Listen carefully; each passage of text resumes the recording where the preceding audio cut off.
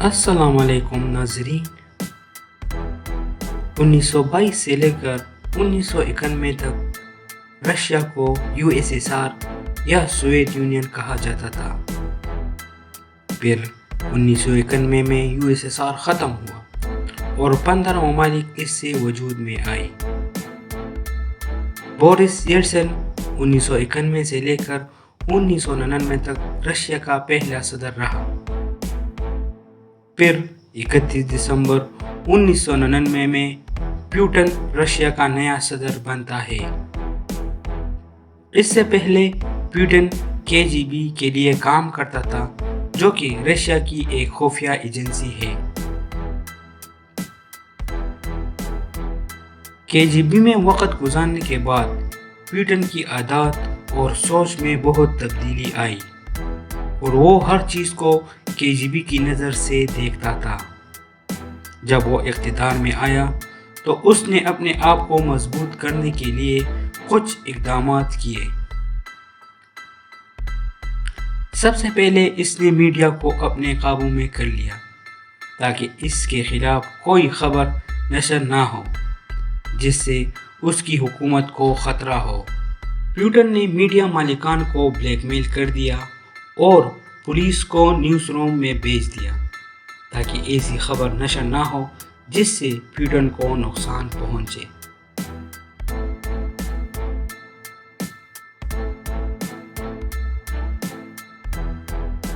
Putin ये भी समझता था कि अगर इसने इक़्तिदार में रहना है तो उसे इलेक्शन जीतना होगा, तो उसके लिए उसने जाली कैंडिडेट खड़े कर दिए ताकि अपोजिशन का वोट तकसीम हो और उसको ज़्यादा वोट मिले। तो इसी तरह पुतिन ने इलेक्शन धांधली ज़दा कर दिया।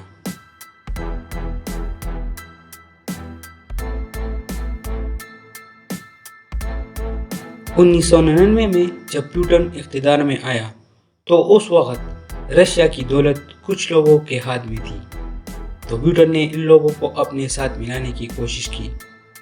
कुछ इनमें से वफादारी दिखाई, लेकिन कुछ ऐसे भी थे कि पुतिन के खिलाफ थे। पुतिन ने ये बर्दाश्त नहीं किया और उन लोगों को जेल में डाल दिया और कुछ को कत्ल कर दिया। इनमें रशिया के मशहूर लोग शामिल थे, जिसमें मिखाइल खोर्दोस्की, बोरिस और निकोल ग्लुश्को शामिल थे। निकोल ग्लुश्को को कत्ल कर दिया गया, लेकिन अभी तक उसके कत्ल की वजूहात सामने नहीं आई।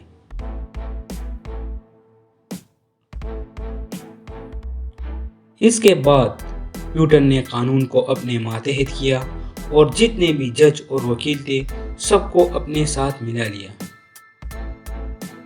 यानी जितने भी लोग पुतिन के खिलाफ खड़े हुए तो कानून को अपना हथियार बनाकर पुतिन ने इसे जेल में डाल दिया या उन लोगों को फांसी दे दी गई। मीडिया, लॉ और इलेक्शन सबको अपने कंट्रोल में करने के बाद पुतिन ने अपनी हुक्मरानी जारी रखी। लेकिन फिर एक नौजवान पुतिन के खिलाफ उठ खड़ा होता है जिसका नाम है एलेक्सी नवाल्नी। एलेक्सी नवाल्नी 4 जून 1976 को पैदा हुआ। लॉ और फाइनेंस में डिग्री ली और 1999 में सियासत में कदम रखा। नवाल्नी ने रशिया फ्यूचर पार्टी के नाम से अपनी एक सियासी जमात बनाई। इसके साथ साथ इसने एंटी करप्शन फाउंडेशन भी बनाया।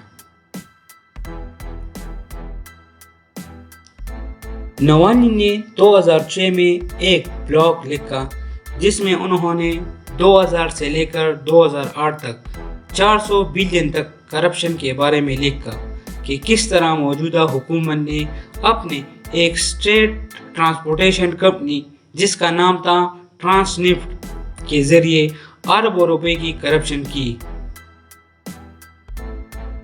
असल में नवाल्नी ने इस कंपनी में स्टॉक खरीद लिए और किसी तरीके से डॉक्यूमेंट तक रसाई हासिल की।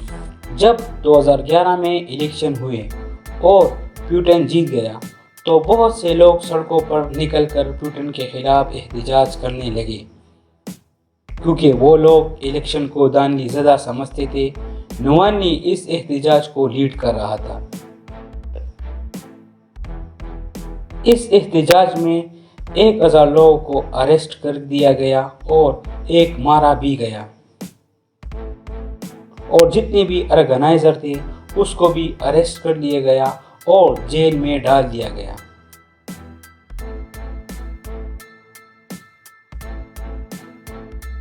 پھر اس کے بعد 2013 میں الیکسی نوالنی ماسکو کے میئر شپ کے لیے کھڑے ہوئے، لیکن اس کی تقاریر کو اور کمپین کو ٹی وی پہ نشر کرنے سے منع کیا گیا، تو اس نے آن لائن کراؤڈ سورسنگ کے ذریعے اور کچھ والنٹیئر کے ذریعے اپنے کیمپین کو آگے لے جایا، لیکن نوالنی کو جیل میں ڈال دیا گیا اور اس پہ کرپشن کے الزامات لگائے گئے۔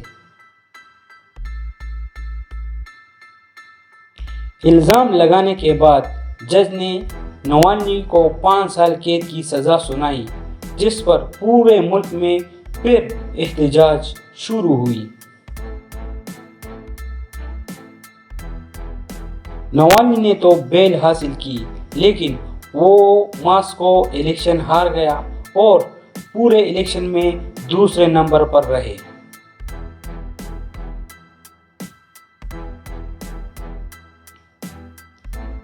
ان سب کے باوجود الیکسی نوالنی نے ہار نہیں مانی اور وہ اس بار پیوٹن کے مقابلے میں پریزیڈنٹ کینڈیڈیٹ کے لیے میدان میں اتر آئے، لیکن اس کو پھر بھی ڈسکوالیفائی کر دیا گیا۔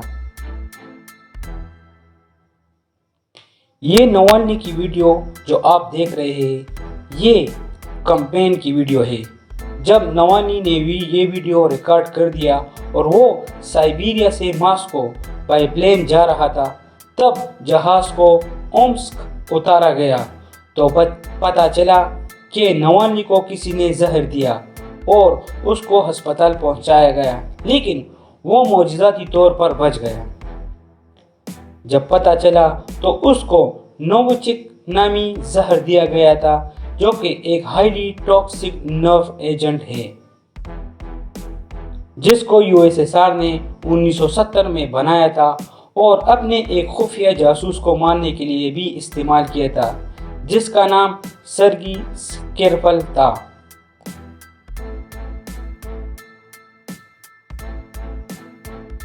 جب نوالنی کو پتہ چلا کہ میڈیا اس کے کمپین کو کور نہیں کر رہا، نوالنی نے یوٹیوب چینل کے ذریعے پیوٹن کے خلاف ویڈیو بنانا شروع کیا۔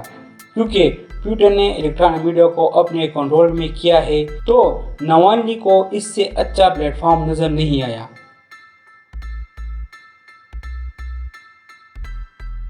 ابھی تک نوالنی کے 6 ملین سبسکرائبر ہیں۔ جرمنی میں علاج کرنے کے بعد جب نوالنی واپس رشیا آیا تو پولیس نے اسے ایئرپورٹ پر گرفتار کر لیا۔ جب نوالنی گرفتار ہوا تو اس کے حامیوں نے اس کے یوٹیوب چینل سے ایک اور ویڈیو جاری کی، جس نے رشیا میں تہلکہ مچا دیا۔